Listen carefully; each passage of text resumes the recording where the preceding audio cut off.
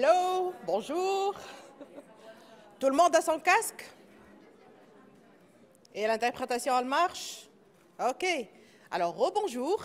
Je m'appelle Sihemet Hamouda. Je suis la coordinatrice bilingue de l'initiative pour l'accessibilité à Okassi. Mes pronoms sont elle, la, she, her. Je suis aussi une femme immigrante, racisée, une femme de couleur, et je suis une femme avec un handicap invisible. Je suis dyslexique, ce qui veut dire que j'ai de la misère, comme on dit en québécois, à prononcer quelques mots ou à lire quelques mots. Donc, il y aurait quelques...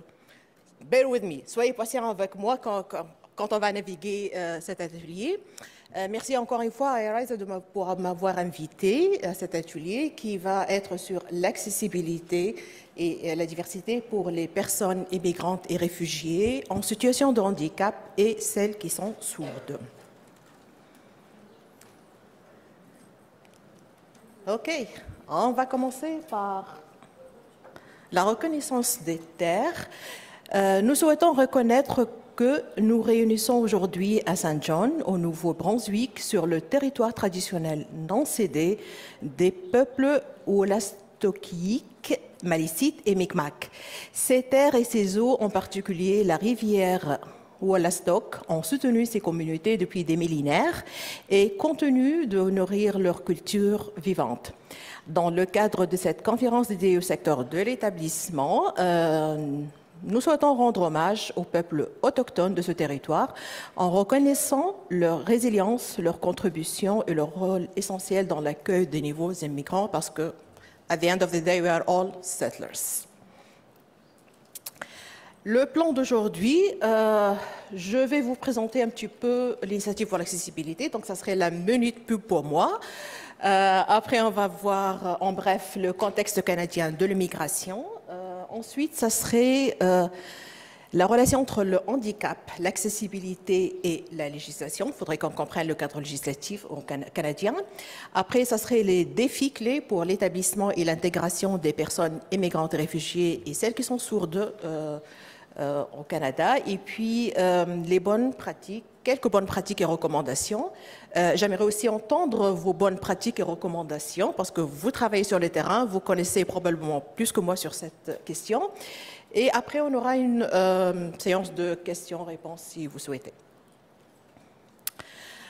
Alors, je vais présenter Okassi. On est un organisme cadre au niveau de l'Ontario qui chapeaute tous les organismes qui travaillent avec les personnes immigrantes.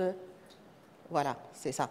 Et réfugiés au niveau de l'Ontario. On a plus que 230 membres et notre vision, c'est un pays d'équité pour tous et notre mission, c'est vraiment l'équité et l'intégration complète et l'accès à tous les secteurs pour les immigrants et réfugiés au niveau de l'Ontario, mais aussi on a des projets qui sont nationaux.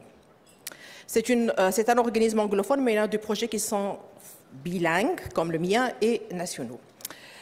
Je travaille pour l'Initiative pour l'accessibilité. C'est un projet bilingue et national depuis 2020.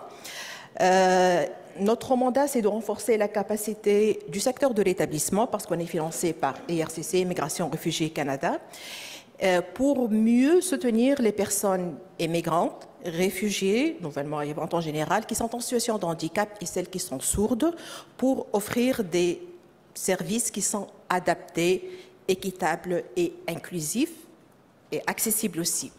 Donc l'accessibilité, elle est toujours au cœur du travail qu'on fait. Donc on fait ça à travers le développement professionnel. On a des cours en ligne, des webinaires, des tables rondes, mais aussi on crée des ressources qui sont en ligne, mais aussi quand on était au niveau provincial, on imprimait à ce moment-là, avant le Covid. Et donc tout ça, j'ai du mal avec ça. Pourquoi ce projet? Donc, en 2005, un peu d'historique, c'est quand il y a eu la promulgation de la loi sur l'accessibilité pour les personnes en situation de handicap en Ontario. Il y a eu ce constat qu'il y a un fossé.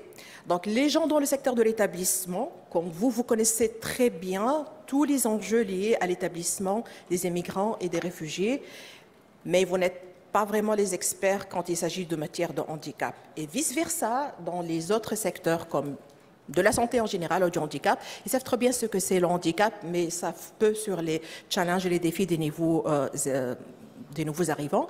Et donc, c'était l'idée derrière ce projet-là. On a commencé avec un partenariat avec ERDECO et puis depuis 2011 donc c'était un partenariat de 2 ans. 2013 à 2020, on a été au niveau provincial, donc au niveau de l'Ontario. Après, depuis 2020, on est au niveau national et donc on fait notre travail dans les 2 langues officielles, en anglais et en français. Et en français, c'est une chose dont je suis très fière, c'est qu'on ne fait pas la traduction de nos ressources de l'anglais au français. Non, tout est fait avec la communauté francophone pour que le produit fini, comme on dit, sera en final adapté aux besoins de la communauté. Parmi les ressources qu'on a, on a un cours en ligne qui est autodirigé, dont je vous invite à le prendre parce que là, il est en cours, donc ça serait ouvert jusqu'au 30 mars. C'est la dernière session, parce que pour le prochain cours cycle de financement, on n'en aura pas ça. Et donc, c'est renforcer l'accès et l'équité pour les immigrants réfugiés en situation de handicap visible et invisible. Et donc, il est composé de 7 modules.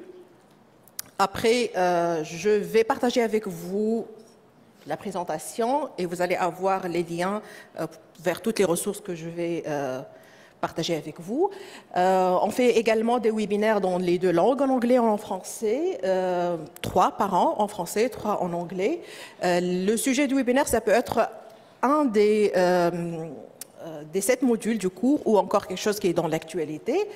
Et on a également développé 3 belles ressources qui sont sur notre site web.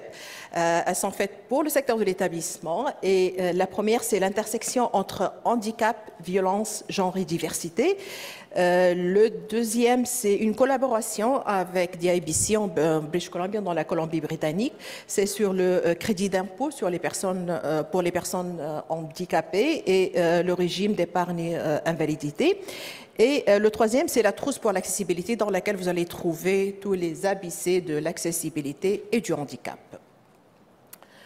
On fait notre travail avec des partenariats dans tout le Canada et puis on a notre conseil consultatif qui nous guide dans notre travail et on a le fameux programme Alliés pour l'accessibilité où on recrute des gens qui sont de la communauté, donc des personnes nouvellement arrivantes en situation de handicap ou sourdes et des experts qui travaillent avec elles pour faire le plaidoyer, le partage de ressources et informer notre travail. Donc, parce que tout le travail qu'on fait, il est fait avec la communauté et pour la communauté. Nos principales réalisations, on a formé plus que 6 000 personnes dans le secteur et on a reçu fièrement 2 prix. Donc le premier, c'est le prix de la Fondation canadienne des relations raciales comme meilleure pratique d'accessibilité en 2014 et puis le fameux prix David Onley en 2017 comme leader en accessibilité en Ontario. Voilà, la minute pub est finie. Là, on va commencer avec le contexte canadien de l'immigration. Donc, pour comprendre les enjeux liés à l'accessibilité et à la diversité, il faut comprendre qu'on vit dans un pays qui à tous les ans, il a des immigrants et des nouveaux arrivants qui arrivent. Donc, le tissu sociétal, il est très diversifié. Donc, en 2021, environ 23% de la population canadienne, elle est née à l'étranger. Donc, c'est le 1/5. Et tout au long de ma présentation, vous allez trouver beaucoup de chiffres et j'ai choisi de faire ça parce que ça va nous donner une réalité plus claire. Et ces chiffres, donc, encore une fois, témoignent de la diversité et la répartition des immigrants, c'est que parmi les 23% de la population nouvellement arrivante, immigrants et réfugiés, beaucoup d'entre eux sont des personnes en situation de handicap ou sourdes ou sourdes. Et donc, d'où le besoin de connaître les enjeux, les défis et les besoins de cette population-là pour pouvoir mieux la servir. Et parmi les 23%, il y a 14% de francophones qui vivent avec un handicap, parmi les 23% des immigrants.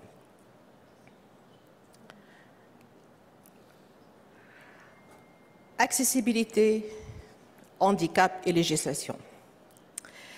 La compréhension du handicap en tant que concept est essentielle pour garantir l'accessibilité. Si on ne comprend pas le handicap, on ne peut pas vraiment être accessible. Et l'accès égal aux services et aux opportunités est primordial pour les personnes nouvellement arrivantes en situation de handicap, afin que nous puissions ajuster et adapter les services qu'on offre pour qu'elles répondent à leurs besoins.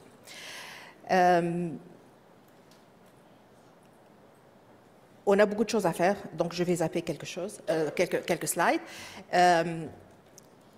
Il y a une grande différence entre accommodation ou accommodement et accessibilité.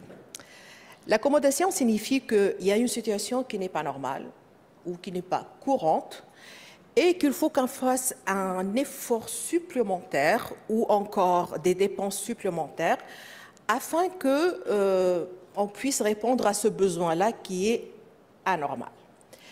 L'accessibilité, par contre, ça veut dire qu'on peut accéder à tout service, à tout bâtiment, au transport, logement et tout, sans barrière. Donc c'est ça la définition. Et la vision et l'objectif optimal est d'avoir des services accessibles et non accommodants.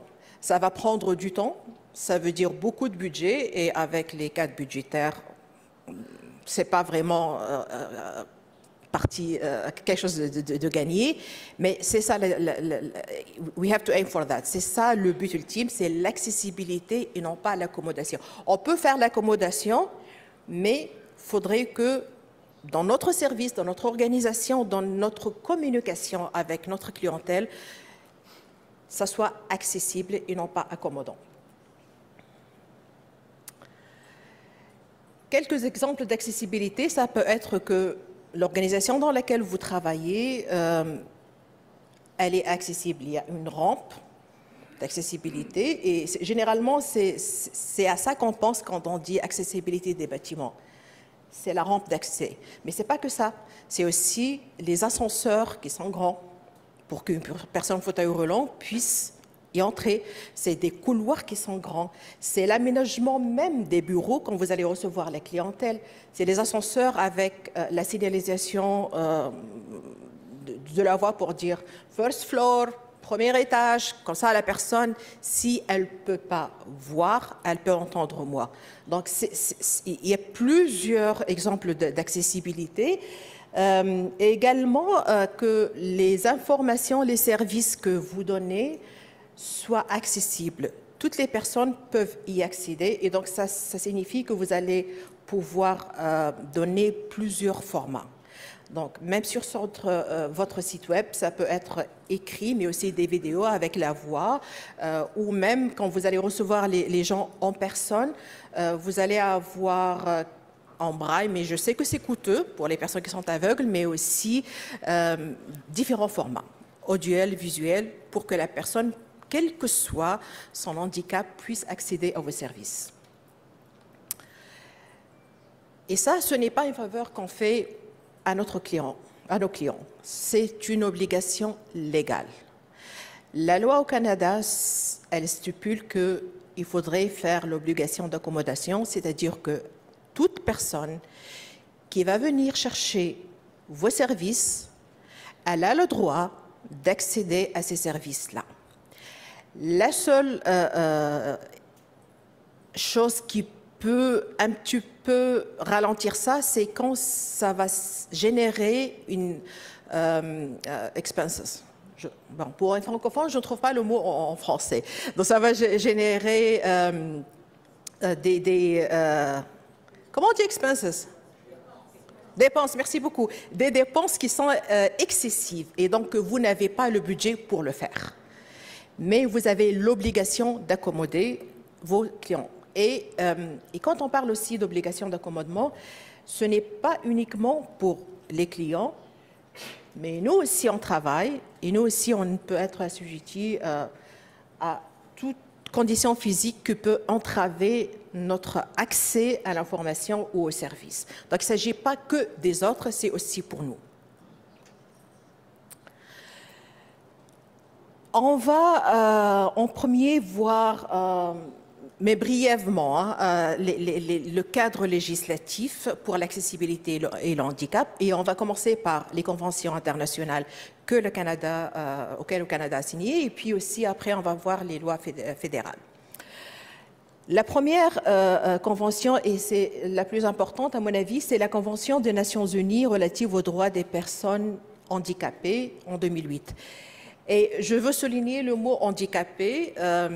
Nous, dans notre travail au CACI, on utilise language first, person language first, donc le langage de la personne d'abord. Donc, on dit une personne en situation de handicap, pas un handicapé, une personne qui est sourde, une personne aveugle, pas sourde ou aveugle ou autiste. Quand vous allez voir handicapé, c'est parce que c'est comme ça que la loi elle a été faite. Et donc, c'est le traité national le plus signé dans tout l'historique des Nations Unies. Et le Canada l'a signé et son objectif, c'est de promouvoir et d'assurer que la pleine et égale jouissance de tous les droits d'une personne en situation de handicap ou autre et de toutes les libertés fondamentales pour les personnes en situation de handicap et de promouvoir le respect et leur dignité intrinsèque. Et je vous invite vraiment à réfléchir sur ça. Non seulement l'égalité, mais aussi le respect de la dignité. La définition du handicap dans cette convention-là, ce sont les personnes qui présentent des incapacités. Et là aussi, j'ai une réserve sur le mot incapacité, parce que ça veut dire que la personne, elle est moins apte. Je préfère utiliser le mot handicap. Celles qui présentent des incapacités physiques, donc on peut les voir, mentales, intellectuelles ou sensorielles qui sont durables et en interaction avec diverses barrières. Donc, il y a toujours l'interaction entre la capacité ou le manque de capacité, donc le handicap, et l'environnement. Et donc, ça va faire un obstacle à leur pleine et effective participation à la société. Donc, de là, il y a deux choses. C'est ça interdit vraiment la discrimination fondée sur le handicap. On ne peut pas juger une personne moins apte à recevoir des services ou à être embauchée ou même à avoir un logement parce qu'elle a un handicap. Et deux, c'est la conception universelle parce qu'on parle de barrières et d'environnement. Il faudrait que l'environnement soit accessible et qui offre l'opportunité à toutes les personnes, quelle que soit leur capacité / incapacité ou leur handicap, leurs conditions physiques, mentales, à accéder aux services, aux biens et aux bâtiments et autres. La deuxième convention internationale, c'est la Déclaration des Nations Unies sur les droits des peuples autochtones en 2007. Le Canada, d'abord, n'a pas voulu signer cette convention-là, mais elle a fini de les signer en 2007. Et je voulais vraiment l'intégrer dans ma présentation parce que dans cette convention-là, il y a un appel à ce que les besoins des peuples autochtones soient pris en considération, y compris les personnes en situation de handicap. Donc, par la loi, et c'est une convention signée par le Canada, il faudrait qu'on mette ça quand on va prévoir des services ou autres. Mais aussi, je voulais souligner que le Canada a refusé de les signer au départ et ça en dit long sur la politique du Canada. Je voulais aussi, donc ça c'est le cadre international. Maintenant, on va voir le cadre législatif au Canada. La première, c'est la loi canadienne sur les droits de la personne qui vise à assurer l'égalité des chances. Donc, elle interdit la discrimination entre les personnes qui est fondée sur la race, la religion, l'âge, le handicap, le sexe, l'orientation sexuelle. Et C'est un texte très important parce que, bien qu'il s'applique généralement aux personnes qui travaillent au gouvernement, mais vous pouvez l'utiliser pour défendre vos clients. Je sais que c'est la partie la moins fan de ma présentation, mais bear with me, comme on dit, parce que c'est très important de comprendre le cadre législatif. Après, on a la Charte canadienne des droits et libertés de 1982.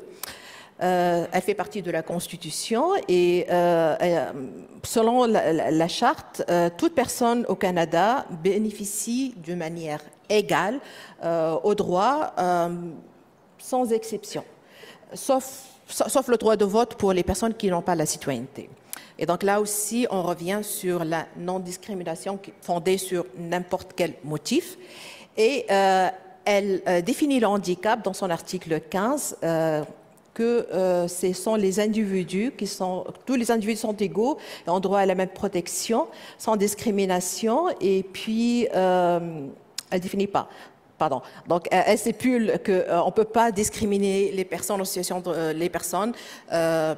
sur la base du handicap, de la race, de la religion. Donc, on revient sur les mêmes fondements que la Charte. Après, on a la loi sur l'équité en matière de l'emploi de 1995. Là, c'est encore une fois, la loi, elle garantit l'égalité des opportunités et d'accéder à l'emploi, quel que soit le sexe de la personne, sa race, sa religion, son handicap, son orientation sexuelle. Ça aussi, ça établit encore une fois la non-discrimination basée sur ces facteurs-là. Et ça inclut aussi les femmes et les peuples autochtones.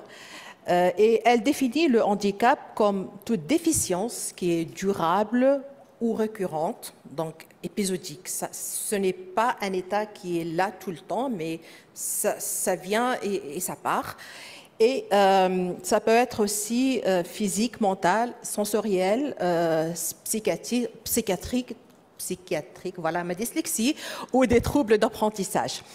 Et elle considère et donc la discrimination, si quand la personne, elle considère qu'elles ont des aptitudes réduites pour exercer un emploi, donc on va refuser qu'elles soient embauchées parce qu'elles ont cette condition-là, et puis ou que la personne pense qu'elle sera classée dans cette catégorie par leur employeur. Donc là, ça garantit les chances pour l'emploi. La loi canadienne sur l'accessibilité, c'est la plus récente au niveau fédéral. Elle a été promulguée en 2019 et son objectif, c'est de rendre le Canada d'ici 2040, donc dans 15 ans, un pays exempt de barrières et d'obstacles et donc accessible. Je ne sais pas s'il va pouvoir y arriver, mais je reste... I have hope. Et donc, d'ici là, il faut identifier, éliminer et prévenir tous les obstacles à l'accessibilité à toutes les personnes vivant au Canada. Et comme c'est une loi fédérale, elle s'applique à 7 secteurs d'activité. Et donc, c'est l'emploi, l'environnement bâti, les technologies d'information et des communications, les communications autres que les technologies d'information et de communication, comme la langue des signes, le ASL, le LSQ, l'acquisition des biens, services et installations, la conception et la mise en œuvre de programmes et services. Il faudrait vraiment que le gouvernement travaille sur ça parce que la plupart de leurs sites web ne sont pas accessibles, encore moins leurs services. Et le transport fédéral, donc les compagnies aériennes, ferroviaires et autres. Pourquoi cette loi-là, elle est importante? Parce que, encore une fois, elle définit l'obstacle. Qu'est-ce qu'un obstacle? Et c'est une définition large. Et à mon sens, elle englobe toutes les parties qui font d'une chose ou d'un service ou d'un bâtiment un obstacle. Et donc, c'est tout élément physique, architectural lié à l'information, aux communications, à la technologie ou résultant d'une politique ou d'une pratique. Donc, ce n'est pas seulement le bâtiment, mais aussi, ou les services qu'on offre, mais même la politique d'une organisation, d'une agence. et comment on communique les services qu'on a ou comment le public peut y accéder. Et également, et donc ça va, pour que ça n'empêche pas la pleine participation des personnes en situation de handicap ou celles qui sont sourdes, et quel que soit le handicap physique, intellectuel, cognitif, mental, sensoriel, et j'en passe. Et elle définit aussi le handicap comme une déficience qui est permanente, temporaire, donc pour un certain temps, ou épisodique. Elle vient et elle part. Et cette déficience, elle peut être, encore une fois, physique, intellectuelle, cognitive, mentale. Et tout ça, ce n'est pas la liste définitive. Et ça a laissé une marge pour que si jamais dans le futur, il y a des conditions qui seront classées comme un handicap, ne vont pas être exclues. Et ça, c'est très important. Ce qui est important aussi, c'est qu'elle inclut les handicaps invisibles. Et donc là, on revient à la santé mentale, intellectuelle et les personnes qui sont neurodivergentes. Donc, les principes de la loi canadienne sur l'accessibilité sont le droit à la dignité et à l'égalité des chances, quel que soit le handicap, le droit à un accès exempt d'obstacles et à une participation pleine et égale dans la société, le droit à l'autonomie, l'indépendance, avec ou sans aide.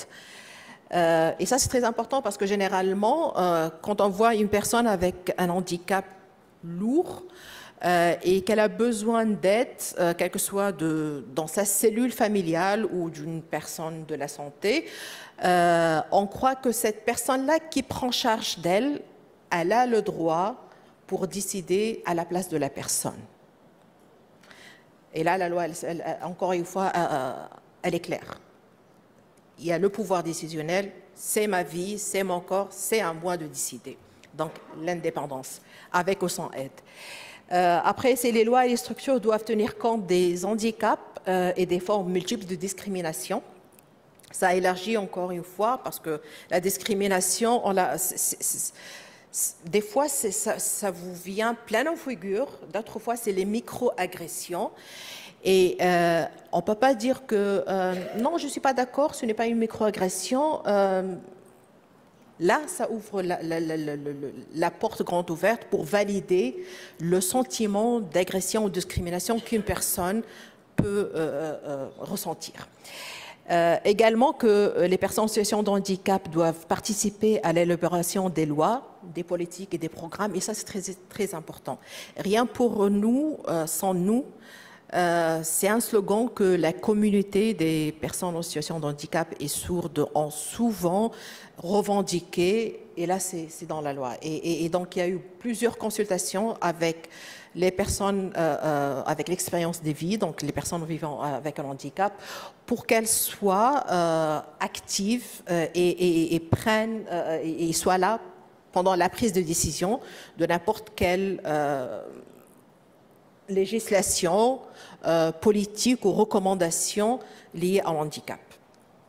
Et puis, le dernier principe, c'est les normes d'accessibilité doivent viser le plus haut niveau d'accessibilité possible. Et donc, Universal Design, pour que tout soit accessible. On revient à l'accessibilité et à l'accommodement. C'est donc pas de barrières ou le moins de barrières possible.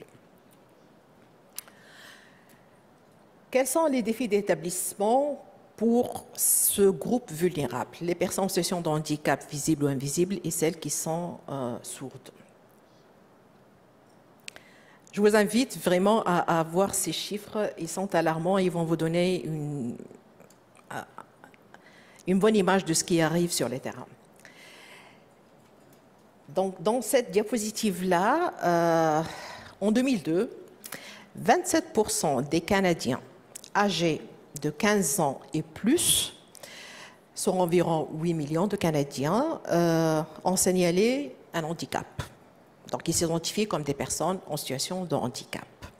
Et ça, c'est une augmentation de 5%, de 5 points par rapport aux statistiques de 2017. Et ça, ce sont les statistiques Statistique Canada.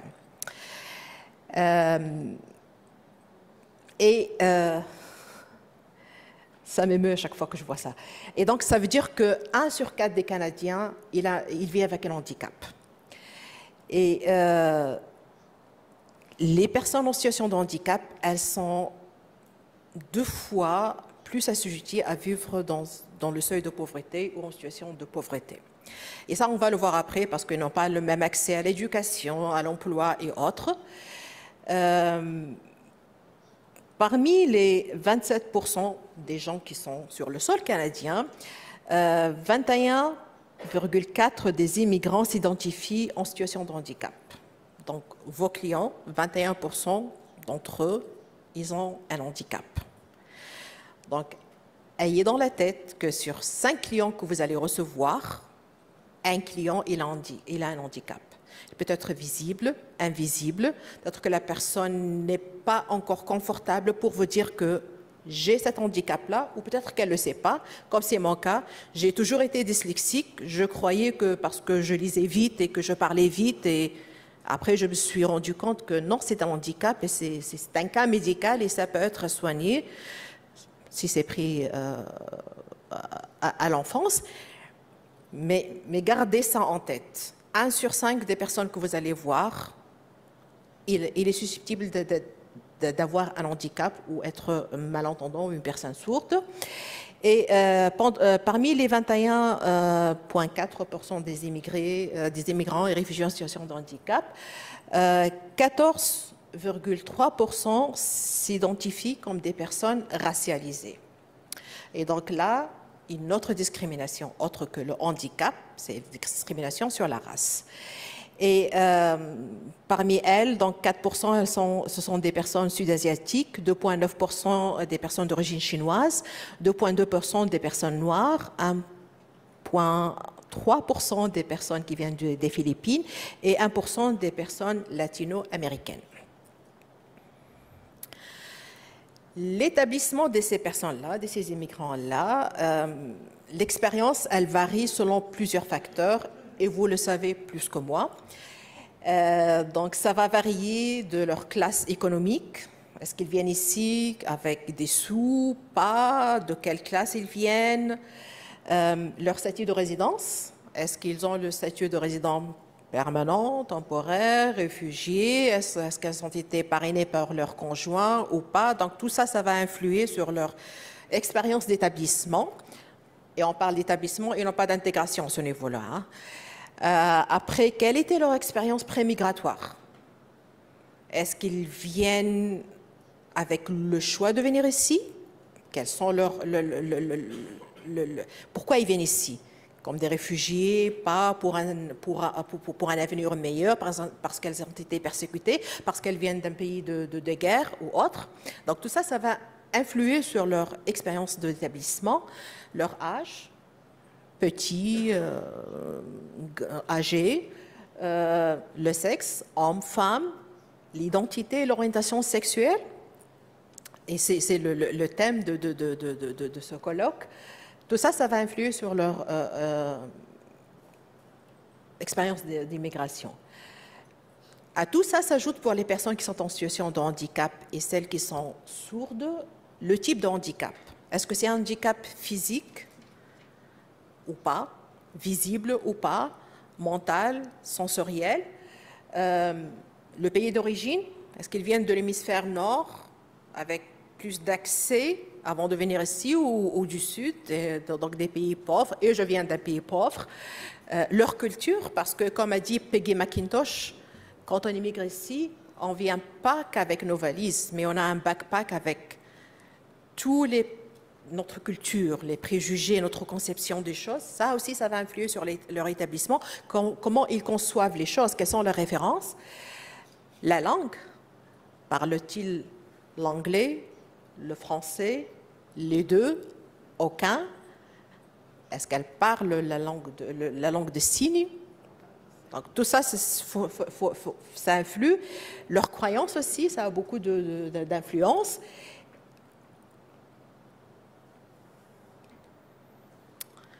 Et donc tout ça fait qu'il y a tout un package de défis et de barrières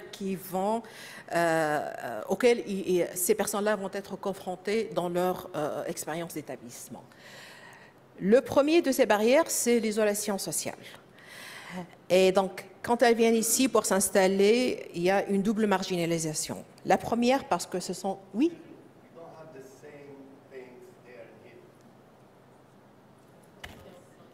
OK.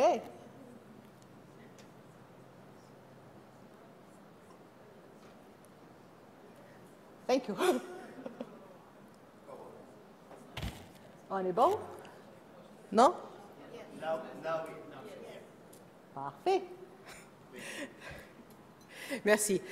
Et donc, je viens de dire que l'isolation sociale, ça influe aussi sur l'expérience d'établissement et ça va influer sur leur intégration. Et ça parce que, ce sont des personnes nouvellement arrivantes, elles ont un handicap, peut-être qu'elles sont des personnes racisées, assujetties à la violence, LGBTQ et autres. Et ça veut dire qu'il faut faire plus attention à ça quand vous avez une personne en situation de handicap. Je ne dis pas que les autres groupes ne sont pas vulnérables, mais be aware, soyez conscients de ce genre de cette suite de barrières. Et donc les recommandations, c'est de renforcer les réseaux de soutien dans la communauté, peut-être, donc les liens avec leur communauté, si vous en connaissez. La sensibilisation du personnel à ces barrières-là. Et puis, encourager le jumelage social, donc par les pairs. Après, il y a le choc culturel. C'est, comme je viens de dire, on vient tous avec notre culture avec nous. Donc, le fait de s'adapter à ce nouveau pays, les politiques, le tissu social et tout ça aussi, ça constitue une barrière. Et ça va être ressenti plus pour les personnes qui sont en situation de handicap ou sourdes parce qu'elles auront plus de barrières pour s'adapter. Et donc, parmi les recommandations, c'est l'accessibilité de ressources en plusieurs langues, par exemple, et les programmes de mentorat culturel. Donc, si vous avez des bénévoles avec qui vous travaillez, vous pouvez les mettre en relation avec ces clients-là en situation de handicap et ils peuvent les aider d'une manière ou une autre. OK, on a toujours les mêmes... OK, parfait. Après, on a le changement de climat. Donc, le Canada, ce beau pays froid, pour une personne en situation de handicap, quand il y a une urgence climatique, comment elle va la naviguer? Déjà, est-ce qu'elle va accéder à l'information? Si elle n'a pas accès à Internet, si l'information, elle est dite dans une langue qu'elle ne comprend pas ou ne parle pas. Admettons qu'elle a accès à cette information et elle a compris qu'il y a une urgence climatique. Est-ce que l'infrastructure, elle est faite de façon qu'on peut l'évacuer ou pas? Est-ce que c'est accessible à elle ou pas? Quand on va l'évacuer, est-ce que l'abri où elle va y aller, est-ce que c'est accessible? Non. Et je ne parle pas que du bâtiment, mais aussi la langue utilisée par le personnel et autres. Et donc, quand il y a ce genre d'urgence, soyez attentifs à ça. Si vous pouvez communiquer l'information en plusieurs langues, ça serait bien.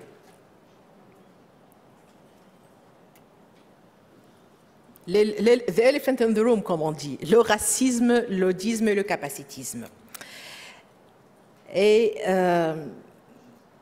comme on vient de voir, 21% des immigrants et réfugiés s'identifient en situation de handicap et 14,3% d'entre elles s'identifient comme des personnes racisées ou racialisées. Et donc, elles sont assujetties à plusieurs barrières.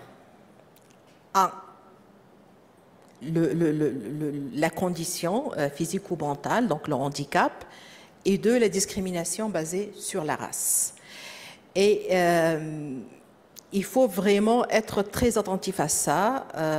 Et comme je l'ai dit tout à l'heure, quand un client va vous dire qu'il a ressenti une microagression, une agression, une discrimination basée sur la race, il faut valider ça.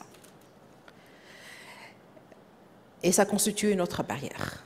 Donc non seulement la personne, elle n'est pas, entre guillemets, apte comme tout le monde, mais encore, si c'est une personne noire ou de couleur, et je ne veux pas utiliser le terme minorité ethnique parce qu'on n'est pas une minorité. Quand je vois cette belle salle, il y a la diversité, et donc ça constitue des barrières. Le capacitisme, lui, c'est le fait de penser qu'une personne en situation de handicap ou sourde, elle est moins apte à faire des choses, à acquérir des biens ou des services et à être traitée avec le même niveau de dignité. C'est ça le capacitisme. Penser que la personne, elle est inférieure à une autre personne qui ne vit pas avec un handicap ou qui n'est pas sourde. Et je fais toujours la distinction entre une personne en situation de handicap et une personne sourde parce que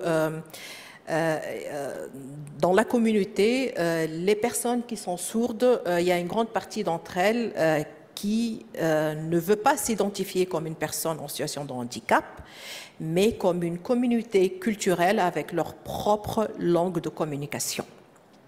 Donc il y en a ceux et celles qui s'identifient comme une personne sourde, donc j'ai un handicap, mais d'autres qui s'identifient comme non, c'est juste une autre manière de parler, c'est une autre manière de communiquer.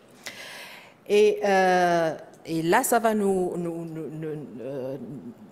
donc nous allons voir après c'est quoi l'audisme. Donc c'est la même chose, c'est la même discrimination, mais contre les personnes qui sont sourdes ou malentendantes. Donc encore une fois, pensez qu'elles sont moins capables, moins dignes d'être traitées avec respect et équité. Elles vont générer des dépenses excessives. Quand on va les embaucher, elles seront tout le temps ou souvent absentes. Donc, tout cette conception du handicap. Encore des chiffres. 70% des personnes en situation de handicap rapportent avoir été victimes de capacitisme. Et donc, non seulement elles sont confrontées à une discrimination par rapport à leur handicap, mais aussi elles sont marginalisées par rapport à leur race et toute autre identité intersectionnelle. Et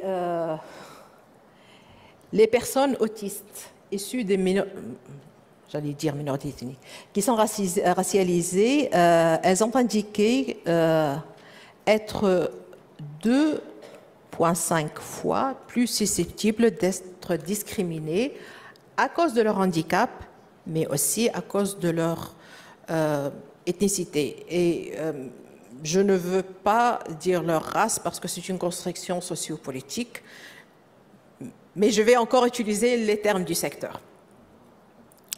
Et selon une étude de l'Université Ryerson à Toronto, elle montre que les personnes racialisées en situation de handicap sont plus susceptibles de faire face à des discriminations dans les services publics au Canada.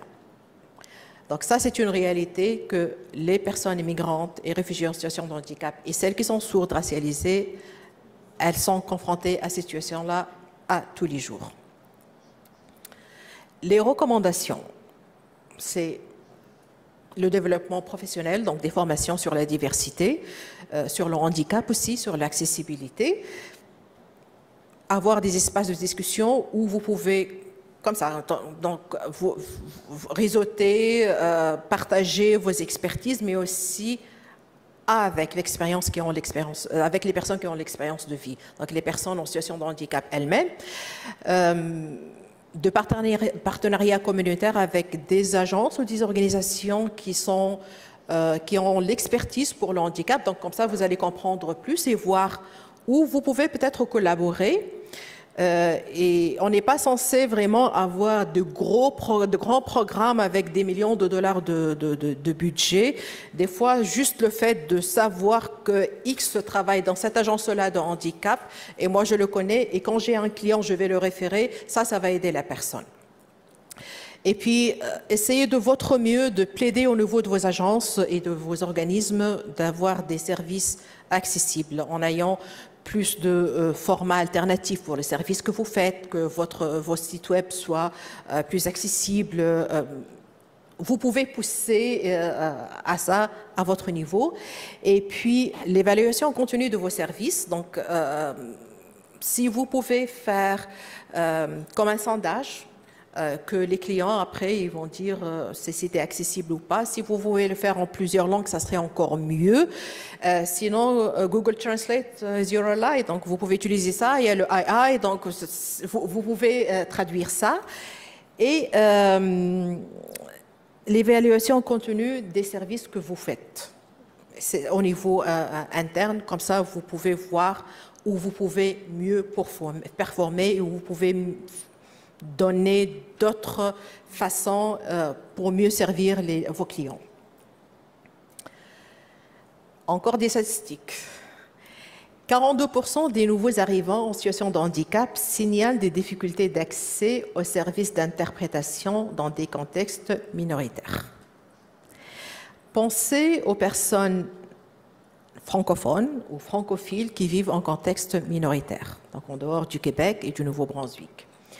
Pensez aussi aux personnes qui ne parlent ni anglais ni français. Mais pensez aussi aux personnes qui sont sourdes, qui ne parlent ni anglais ni français ni une autre langue, mais que la langue des signes. La langue des signes, pardon. Donc ça aussi, c'est une barrière pour accéder aux services, mais aussi pour exprimer leurs besoins. Et comme ça, pour que vous puissiez mieux répondre à ces besoins-là. Donc, une bonne pratique, ça serait de créer des partenariats avec des organismes qui ont des interprètes, quel que soit dans d'autres langues que le français ou l'anglais, ou la langue des signes. Et puis, comme un exemple concret, par exemple, un programme de jumelage avec des bénévoles. Vous pouvez faire ça, des appels à la communauté. And you never know, peut-être que vous allez avoir des bénévoles qui sont prêts à donner de leur temps pour aider la communauté.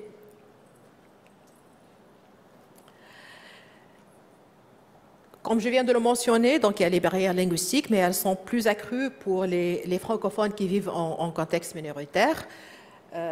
J'en ai bavé, parce que je suis francophone et j'étais à Toronto.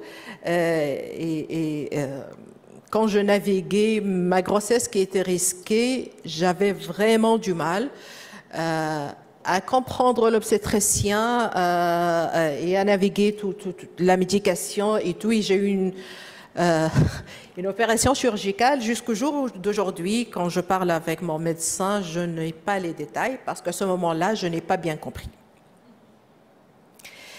Et quand il s'agit de santé, c'est vraiment primordial.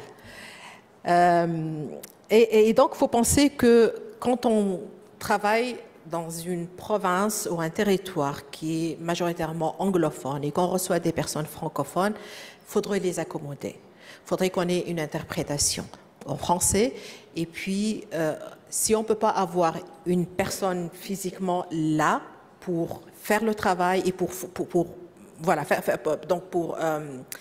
donner le service en français, vous pouvez toujours avoir des formats alternatifs, une explication de ce que vous faites, qu'est-ce qui est disponible pour elles, ou vous pouvez les référer dans d'autres langues.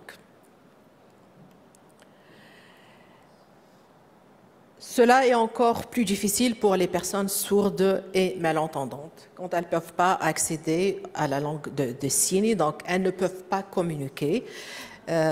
Et donc là aussi, c'est une barrière, il faudrait penser à intégrer ça. Et je sais que l'appel pour le financement pour IRCC a été fait et je félicite ceux qui ont été financés. Mais je sais aussi que le budget, il y a un cut, il y a une grande diminution. Mais pour les prochains cycles de financement par le bailleur de fonds, pensez à intégrer toutes les dépenses liées à l'accommodation, y compris la langue des signes dans vos budgets quand vous allez soumettre ça, parce que c'est très coûteux. Et mais ça va aussi priver une grande partie de vos clientèles, celles qui sont sourdes ou malentendantes, de recevoir les services si vous n'avez pas la langue des signes, qu'elle soit américaine ou québécoise pour les francophones. Les barrières physiques. Quand la personne ne peut pas accéder à un bâtiment. Ce bâtiment peut être votre agence, mais ça peut être aussi une école, une garderie, son emploi ou sa propre habitation. Et les barrières physiques, ce n'est pas uniquement, encore une fois, une rampe d'accès. Parce que quand on dit handicap, on pense au visible. On pense à une personne en fauteuil roulant. Pensez aux personnes qui sont sourdes et en cas d'incendie dans leur appartement ou autre, ils ne peuvent pas entendre qu'il faut évacuer. Il faudrait avoir la signalisation. Aussi, et je viens de dire ça tout à l'heure, les ascenseurs qui ne disent pas à quel niveau on est. Toutes ces choses, ce n'est pas que la rampe d'accès, et tout ça, ça entrave l'accès aux biens et aux services. Et donc, ça entrave l'intégration des personnes dans la vie canadienne. Et selon Statistique Canada, environ 30 personnes de personnes en situation de handicap ont signalé des difficultés d'accéder aux services publics. On parle du public, le gouvernement qui a les sous, en raison de barrières physiques. Et je ne vais pas aller au site web, et c'est the rabbit hole, comme on dit, mais on va en parler tout à l'heure. Et donc, comme recommandation, c'est un audit sur l'accessibilité de votre agence, par exemple. Est-ce que votre agence elle est accessible à toutes les personnes, quel que soit le handicap qu'elle a? Si elle ne l'est pas et que vous n'avez pas le budget, parce que souvent c'est ça la raison, oh, on ne peut pas faire ça parce qu'on n'a pas le budget. OK. Ce que vous pouvez faire, c'est être proactif. Si j'ai une personne, par exemple, on va revenir au stéréotype, qui est en fauteuil roulant et qui ne peut pas accéder à mon bureau au premier, ou deuxième, ou 20e étage, vous pouvez aller lui parler dans le hall du bâtiment, ou encore, si votre agence vous le permet, et elle doit vous le permettre, vous pouvez faire des visites à la maison, vous allez voir vers vos clients. Est-ce que vous avez d'autres formats pour les services que vous faites? Dans quelle langue? Peut-être une vidéo avec un sous-titrage peut faire l'affaire, de 2-3 minutes. Et ça ne demande pas des milliers de dollars pour faire ça. Donc pensez à ça. C'est des petits aménagements. S'il y a une personne qui a un handicap visuel ou autre, peut-être avoir plus de luminosité dans votre bureau. C'est des petits gestes que vous pouvez faire. Et je reviens à la publicité de mon cours. Vous pouvez trouver toutes ces astuces dans le cours qu'on est en train de donner maintenant. Et puis, quand vous allez, par exemple, déménager ou acquérir un autre lieu pour votre organisme, pensez à voir jusqu'à quel niveau ce bâtiment-là il est accessible ou pas. Le transport. Est-ce qu'il est accessible et à quel point et pour qui? En 2023, 40% des personnes en situation de handicap trouvent les options de transport public insuffisamment accessibles. C'est le 1/3, 30%. Toujours selon Statistique Canada, hein, c'est le gouvernement qui le dit, c'est pas moi. C'est plus accentué pour les personnes nouvellement arrivantes parce que, elles ne connaissent pas la ville ou la cité, et c'est encore plus accentué quand elles vivent dans des zones rurales. Ajoutez à ça, elles ne parlent pas la langue de cette province-là, l'anglais ou le français, ou les deux, ou elles utilisent la langue des signes. Donc, il faut vraiment penser à ça. Ce n'est pas à votre niveau, mais ce que vous pouvez faire, c'est que quand vous savez que vous avez un client qui est en situation de handicap ou une personne sourde, bon, plus pour les handicaps physiques, peut-être que vous pouvez avoir un véhicule qui peut le ramener quand vous savez qu'il a un rendez-vous avec vous. Essayez d'organiser avec ces personnes-là avant qu'elles viennent. Parce que je ne vous demande pas d'aller changer le système de transport, c'est au-dessus de ce qu'on peut faire, mais on peut faire ces petits gestes-là. Par contre, ce qu'on peut faire, c'est le plaidoyer. C'est toujours pousser notre organisation à plaidoyer à avoir des services plus accessibles. Le logement accessible, j'en ai touché un peu. Donc, encore une fois, c'est soit la difficulté ou même des fois l'impossibilité d'aller ou d'entrer dans un logement qui est accessible.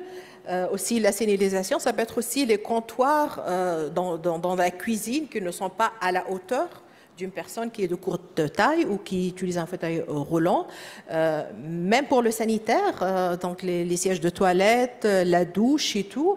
Et quand vous savez qu'une personne a besoin de ces accommodations, surtout pour les réfugiés, je sais que beaucoup d'entre vous travaillent dans le programme RAP. Quand vous savez, avant qu'ils viennent ou lors de leur installation, pensez à avoir en tête de quoi ils ont besoin et qu'est-ce qui est disponible sur le marché du logement et vous pouvez les aiguiller.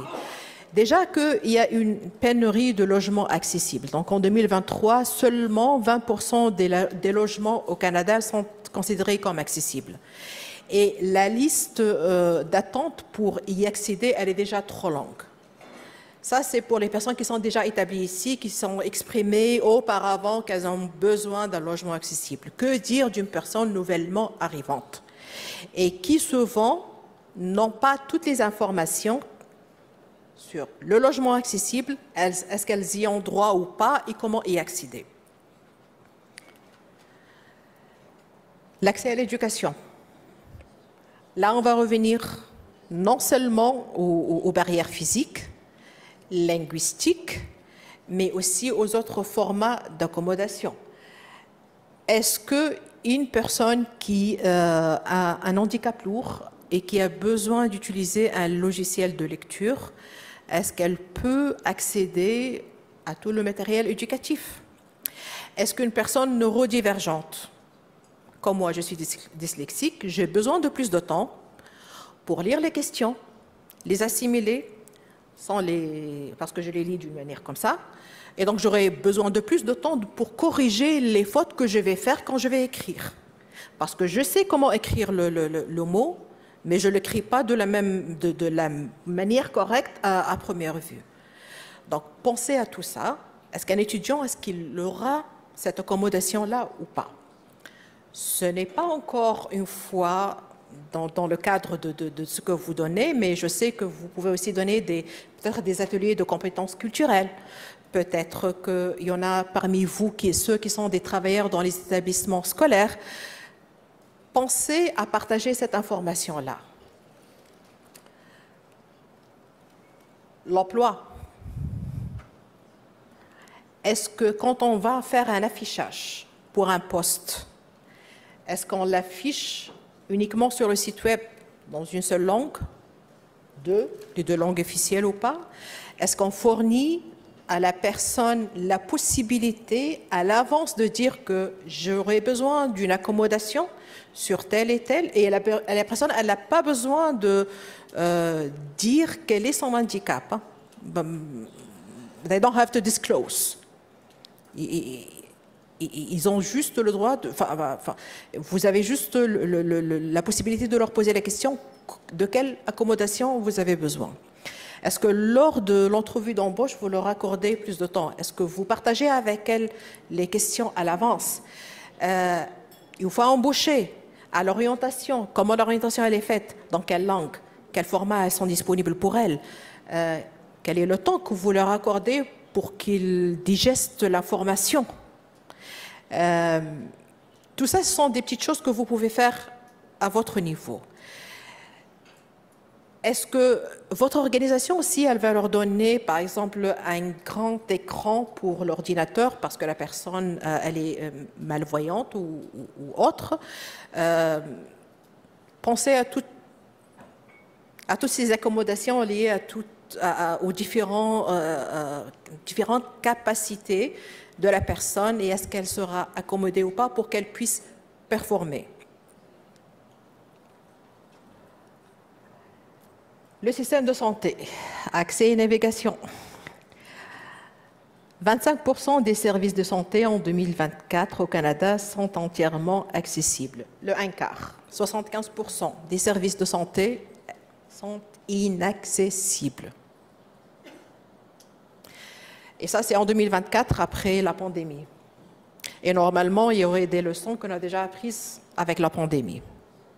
Yet, comme on dit en anglais, 65% des services sont inaccessibles, soit le bâtiment, soit la langue, soit les formats accessibles. Tout ça fait que la personne elle a des besoins de santé, soit elle ne peut pas l'exprimer, soit le personnel ne peut pas comprendre, soit l'explication même de la condition et du traitement n'est pas communiquée dans la manière, la langue et le format que la personne peut comprendre, soit tout simplement la personne ne peut pas accéder au bâtiment. Et on est au Canada en 2025. Ça, ce sont les statistiques de 2024 et c'est le gouvernement qui le dit, ce n'est pas moi. Ceci est plus accentué pour les francophones qui vivent en situation de handicap, en situation linguistique minoritaire, donc en dehors du Québec et du Nouveau-Brunswick. Quand elles ne parlent pas l'anglais, est-ce qu'elles auront toujours affaire à une infirmière, un médecin ou même l'agent d'accueil qui va comprendre quels sont leurs besoins? Ou est-ce qu'elles seront en mesure de dire d'une manière à peu près proche de ce qu'ils ressentent leurs conditions médicales? Est-ce qu'elles vont digérer ce que le médecin va dire? Donc, tout ça, c'est plus accentué pour le francophone et de la même manière aussi pour les personnes qui sont sourdes. Combien de personnes qui parlent la langue des signes, vous allez voir dans un hôpital ou dans une clinique médicale ou autre?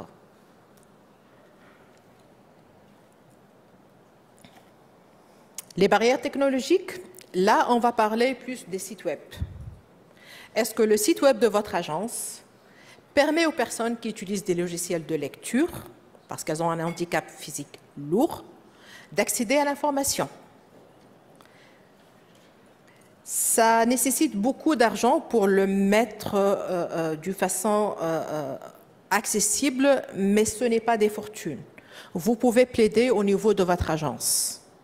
C'est l'histoire de 5 000, 8 000 $ au maximum pour qu'un site web soit accessible et soit compatible avec les normes d'accessibilité numérique, le WACG2, si je n'ai pas trébuché sur les lettres, et pour que toutes les personnes puissent y accéder. Et formez vos employés aussi que quand vous allez partager des ressources sur les sites web, de les partager dans un langage accessible, simple, et si vous pouvez en plusieurs langues, encore une fois, la technologie elle est là, vous pouvez l'utiliser donc pour la traduction. Et s'il y a aussi une autre possibilité que la personne puisse avoir en autre format PDF ou autre pour qu'elle puisse aussi la lire si elle a besoin de plus de temps ou peut-être que la personne n'a pas Internet. Déjà, elle va aller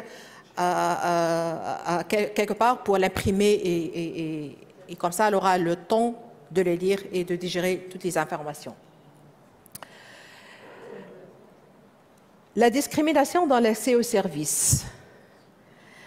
Dans le secteur de l'établissement, il est essentiel de reconnaître que les personnes en situation de handicap, surtout celles nouvellement arrivantes, sont particulièrement vulnérables à la discrimination dans l'accès aux services essentiels. Elles viennent, elles ne sont pas sûres de ce que vous pouvez leur offrir, de ce qu'elles ont besoin, si elles ont le droit d'accéder à vos services ou pas, jusqu'à quelle étendue, qu'est-ce que ça va générer en termes de coûts ou autres, ou papier, si ce sont des personnes qui sont des réfugiés, des protégés, elles ne veulent pas des disclore. Et tout le mythe autour de la déportation, les faire revenir là où elles viennent, si elles disent qu'elles ont un handicap, parce que le système canadien de l'immigration, il était très discriminatoire. Il y a un examen médical avant que la personne soit acceptée ici. Et si elle a un handicap lourd,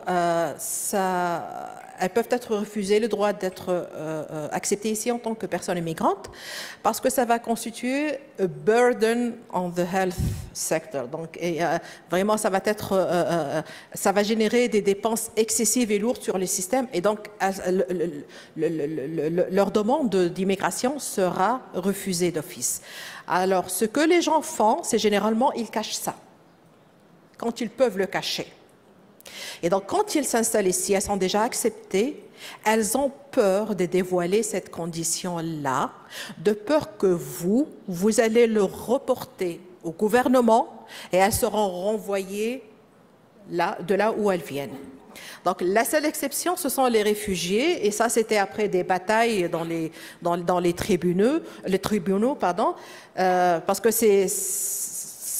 c'est vraiment contradictoire à la politique d'immigration. Donc, on veut avoir des immigrants et on veut avoir des réfugiés, mais quand elles ont un handicap, ah non, vous ne pouvez pas venir. Et généralement, ce sont des gens qui viennent des zones de guerre. Et donc, c'est la seule exception des personnes en situation de handicap pour le système d'immigration. Et donc, je dis ça pour que vous sachiez que la personne a la peur de vous dire que j'ai un handicap, j'ai ce besoin-là, j'ai besoin de cette accommodation. Est-ce que je peux accéder à X, Z, Y de vos services? Donc, mettez ça dans le coin de votre tête, y pensez, et peut-être que vous pouvez poser la question à la personne. Comment puis-je vous aider? De quoi vous avez besoin? Y a-t-il autre chose dans laquelle je peux vous aider? Comme ça, peut-être qu'elle va dévoiler. Et donc, pour ça, il faut instaurer une relation d'autoconfiance aussi, pour que la personne puisse s'ouvrir à vous et va vous dire de quoi elle a besoin. Et également, encore une fois, c'est mettre un mécanisme de plainte accessible, donc anonyme. N'importe quelle personne peut, après avoir reçu les services dans votre agence ou organisme, c'est comme un système d'évaluation. Donc, s'il y a une plainte, une réclamation ou un remerciement, il sera là et donc vous aurez la possibilité de connaître là où vous pouvez mieux performer. Et donc, pour conclure, parmi les meilleures pratiques, c'est la formation des professionnels. Je sais, dans le secteur, il y a plusieurs cours, webinaires, tables rondes qui sont gratuites, mais je sais aussi que vous avez une grande charge de travail, surtout ceux qui travaillent en première ligne. Mais pensez à les prendre. Allez à votre superviseur, manager et dites que j'ai besoin de formation pour renforcer ma capacité parce que vous allez, tout est là, donc tout est dans le secteur, donc vous pouvez mieux donner et mieux servir les populations que vous servez. La sensibilisation, donc mettre des campagnes de sensibilisation au niveau de votre agence ou au niveau de votre province sur les défis des personnes en situation de handicap et celles qui sont sourdes, des défis d'établissement. Et on n'a pas encore parlé d'intégration, on est encore au niveau de l'établissement. Donc, par exemple, pour nous, 50% des professionnels qui ont pris nos cours, parce qu'on a des cours sur le handicap, la communauté LGBTQ, la santé mentale, la violence basée sur le genre, et j'en passe, les fondations d'établissement, ça aide les gens. Donc, ils sentent qu'ils peuvent mieux performer dans leur travail. Les collaborations avec les organisations spécialisées, donc s'il y a des organismes ou des agences qui travaillent avec les personnes en situation de handicap, avec lesquelles vous pouvez nouer des relations, comprendre un peu comment ils font leur travail, qu'est-ce qui est disponible là.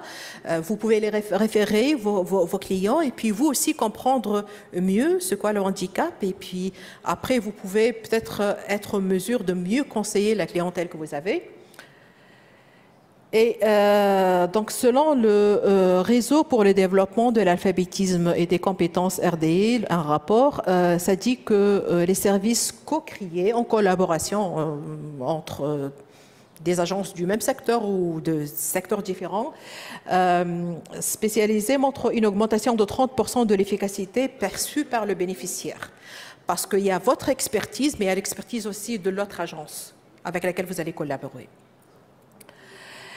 L'accessibilité des services, poussez votre agence pour que vos services soient plus accessibles, quelle que soit en matière de la langue avec laquelle vous allez communiquer avec les clients, les formats écrits ou pas, audiovisuels, que vous allez partager avec l'audience. La conception universelle, donc l'absence de barrières dans le bâtiment ou du moins l'accommodation de l'organisme dans lequel vous travaillez, le bâtiment, aux besoins de vos clients. Et donc, il y a, selon Statistique Canada, 25% des nouveaux arrivants en situation de handicap, ils ont un taux de satisfaction de 25% qui a augmenté lorsque les mesures d'accessibilité sont mises en place. Donc, elles se sentent validées, leurs besoins entendus et elles peuvent mieux accéder à vos services. L'utilisation de la technologie accessible, donc intégrer l'utilisation d'assistance, on va revenir aux normes d'accessibilité universelle, le WACG pour vos sites web. Et puis, voilà, donc quand c'est plus accessible, 70% des utilisateurs sont satisfaits et elles peuvent accéder à vos programmes et services. Et les recommandations politiques pour améliorer l'accessibilité. Parlez avec vos collègues, avec vos superviseurs, avec vos bailleurs de fonds, avec la communauté que vous servez pour partager ces défis, les solutions qu'on peut mettre en place, même à notre niveau, renforcer les formations, on revient toujours vers la formation et voilà. Sur ça, je finis. Je partage avec vous ici quelques ressources qui peuvent vous être utiles. Elles sont gratuites, elles sont sur le site web d'OCACI. On a la trousse nationale sur l'accessibilité, Accès en action, qui a été faite en 2022, en français et en anglais. En français pour le francophone vivant en situation minoritaire. On a également le guide sur les bénéfices fédéraux pour les personnes en situation de handicap. L'autre ressource, elle tacle l'intersection entre le handicap, le statut de migration, la race et la violence basée sur le genre pour les filles, femmes et personnes de genre divers. Et on a notre cours national sur l'accessibilité. Et sur la chaîne YouTube, il y a plusieurs webinaires sur plusieurs thèmes. Sur ce, je vous remercie. Mettez-vous en tête que tout le monde mérite une place à la table.